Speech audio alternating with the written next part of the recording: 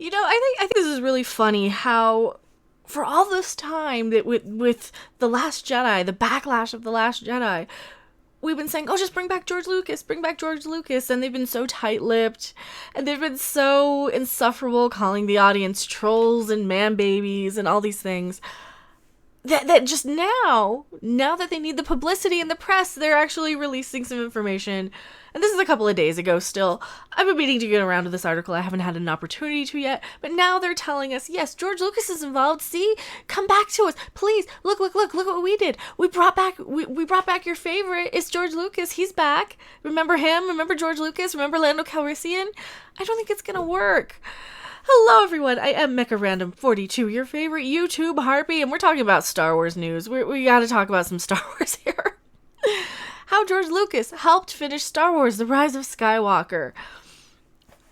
This is just pandering at this moment, I think. And for a lot of this, it just really feels like pandering to me. Like, hey, you guys remember George Lucas, right? Hey, George Lucas is back. And they keep doing this every movie. You know, the first movie, it's like they show Han Solo and Chewbacca on the Millennium Falcon. We're home, Chewie. And they get you. That's how they get you. The second movie. Oh, here's Luke Skywalker. Oh, see, you like Luke Skywalker, right? Here's Luke Skywalker for you. Oh, and no, we're gonna kill him off. Screw that. Here's some Lando Calrissian. You want some Lando Calrissian and some George Lucas? See, you still love Star Wars, right? That's all it feels like to me. Anyway, this is an article from IGN. Here we go. Oh, Lord. J.J. Abrams consulted with him to help craft the end of the Skywalker saga. That's because J.J. Abrams is great at mystery boxes. He's great at setting up something with no payoff. The new teaser trailer for Star Wars: The Rise of Skywalker features quite the surprise as the trailer comes to a close. There really wasn't a whole lot of surprises, though. We kind of knew. We knew Palpatine would be somewhere in there because we've been on top of every rumor mill, and pretty much every rumor has been right. Daisy Ridley had confirmed months ago that, yeah, J.J. Abrams had this series outlined, and Rian Johnson threw it out. You know, we keep hearing this stuff, so pretty much every rumor we know was right. This is why it's not really a surprise about Palpatine. The screen cuts to black, and our ears are filled with the cackling of Emperor Palpatine, because, hey, you remember him, right? You remember Darth Sidious. You want him back, right? You want Palpatine back, right? It's a laugh cold enough to send shivers down your spine, and a character inclusion crazy enough to make your head spin. He met his electrifying end in Return of the Jedi, after all. IGN talked to director and co-writer J.J. Abrams at Star Wars Celebration in Chicago about how the iconic villain came to be part of the film, and his answers included a meeting with the maker himself, George Lucas. Right. The movie had a very, very specific challenge, which was to take 8 films and give an ending to 3 trilogies. So we had to look at it. What is the bigger story? Oh, you're just now looking at that at the end. See, you should have been looking at that in episode 7 and in episode 8, and instead of like, oh, what are we doing with these new movies? No, they're still connected to the others. And that's one of the things that they kind of forget. It really feels like they forget that anyway to me. We had conversations amongst ourselves. We met with George Lucas before writing the script Abrams revealed. These were things that were in real, not debate, but looking at the vastness of the story and trying to figure out what is the way to conclude this. But it has to work on its own as a movie. It has to be its own thing. It has to be surprising and funny. And you have to understand it. You know, it doesn't really have to surprise us, though. Check out Abrams' full response by watching the video above. Yeah, we're just gonna cherry pick from this article because I don't want to use any of their stuff. Months ago, it was rumored that Lucas was being consulted for episode 9. See, and that's what we said. There's so many rumors, and pretty much every rumor we've been hearing has been right, which is kind of sad because I don't know how much excitement we can kind of muster for this anymore, because so many of us are like so heartbroken over The Last Jedi, and it's so fresh in our minds still, and we're kind of getting to the point where, yeah, we're kind of getting it out of our system. It's like going and checking on your ex on Facebook, and you're like, you know what, I don't feel upset anymore. I think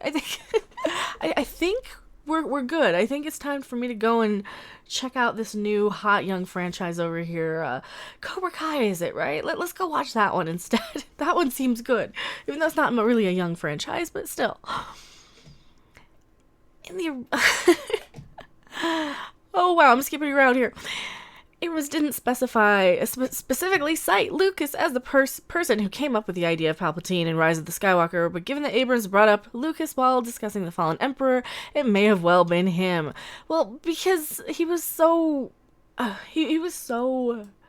needed, I think. I mean, and they brought in Snoke out of the blue, like he was supposed to be the new next bad guy, and like, okay, who's this guy? Nobody. And this is just bad storytelling when you give these new characters something where they're only there just to waste your time. And that's what it really feels like. Like, Snoke is just there to kind of waste your time when you're like, okay, this should have just been Sidious. This should have just been Palpatine. This should have just been Plagueis or somebody. We should have seen something to connect the prequels or you know, the original trilogy. We should have had something there, and we didn't have that. We really didn't have that. In the original trilogy, Lucas presented Palpatine as the powerful boss who commanded Darth Vader while lurking in the shadows. See, we all know that. Like I said, it just feels like such cheap retconning and cheap, like, last minute, oh shit, we gotta actually It's like cramming for your homework last minute. That's what a lot of this feels like. It feels like, okay, now we're trying to get everything into this sequel trilogy. Now that it's like the last minute. Now that it's like time for finals here. Now, right before graduation, right before the series is over, or the franchise, the saga, I should say. The franchise is going to go on forever on the streaming service. We all know that. They're going to make these movies till the end of time. But this saga, they really need to focus on and get like a good conclusion, and I just don't see that.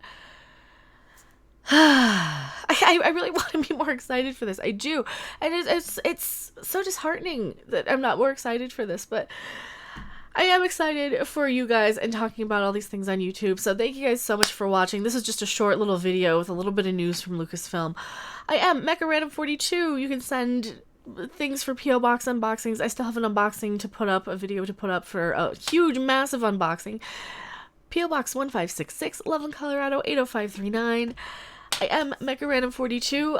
You can help donate to the Star Trek Las Vegas GoFundMe if I still have that available here. Right there, it is at $565 of our $2,000 goal. I will be covering the event much like Jeremy from Geeks and Gamers was covering Star Wars Celebration if you are a Star Trek fan as well. I know Star Trek video, probably not. A lot of crossover. Sometimes there are. Sometimes there are, though. That's what sci-fi and geek fandom is that you never know who's going to like both, right? And I do like both. I really, really like both. But thank you guys so much for watching.